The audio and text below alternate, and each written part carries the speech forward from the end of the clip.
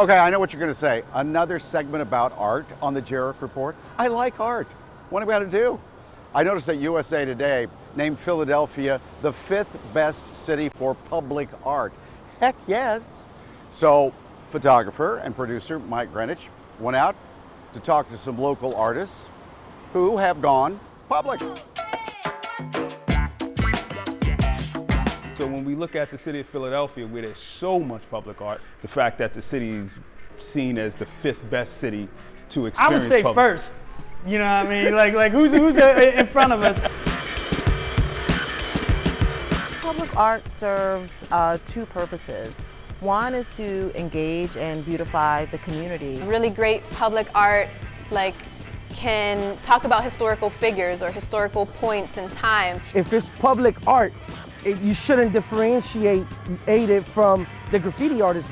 What we do is public art. Nothing is better in a show of pride and self-belief that when you turn this corner, you see a painting larger than life that goes up, and it's a reflection of the people and the history that you embody. But two, it's also to showcase the artists. You know, a lot of public art that comes about it's artists breaking new techniques and trying new things. What's this artist's name again? Sarah Cabbage, and she's an environmental artist.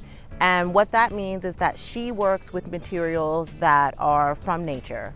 So here I'm sitting on a bench that she created from an invasive reed species called the Phragmites.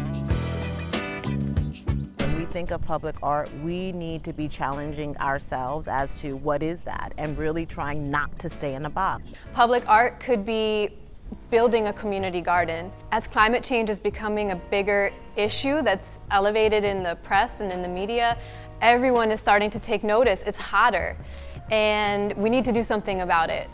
But will a mural be the thing that helps us get there?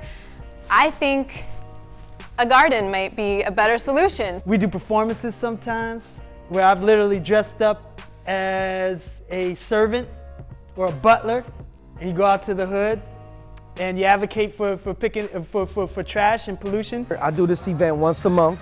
It's an art activation.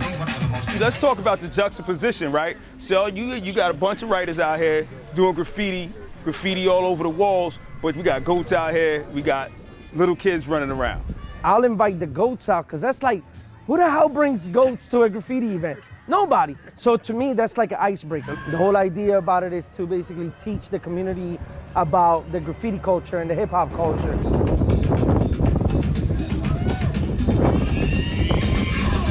Philadelphia is the mural city capital of the world. We have over 4,000 murals in this city. And that's not counting the graffiti murals. The team and I have used the park to build community through art, music, and sustainability. These are three subjects that no matter what race, what demographic, what you identified as, what language you speak, you're gonna fall somewhere within these three subjects. You know, little children walk by that each day.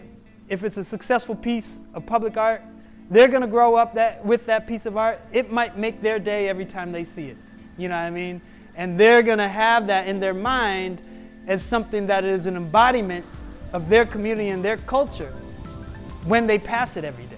Somewhere along the line, there was a group of people that decided that art and culture is meant to be an institution, an institutional force that is then divided in terms of access and class. You know, so a lot of times when you go to a museum, the people that go to a museum isn't the full representation of the city.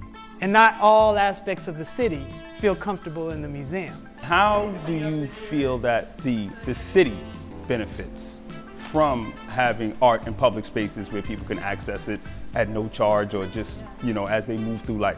No, it definitely adds a lot of value to the city as well, because it creates this outdoor museum. I think it means that what we're doing is working, it's engaging, it's forcing people to discover and interact. Some of the best and most urgent narratives that need to be shown and personified to the public at large, a la public art, are born in these communities that don't have access to the institutions.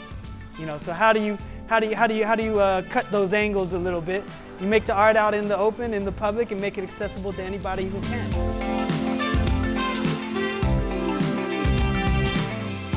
And as always, if you have some story ideas for the Jerrick Report, and again, it doesn't have to be about art, just contact me on Twitter at MikeFox29.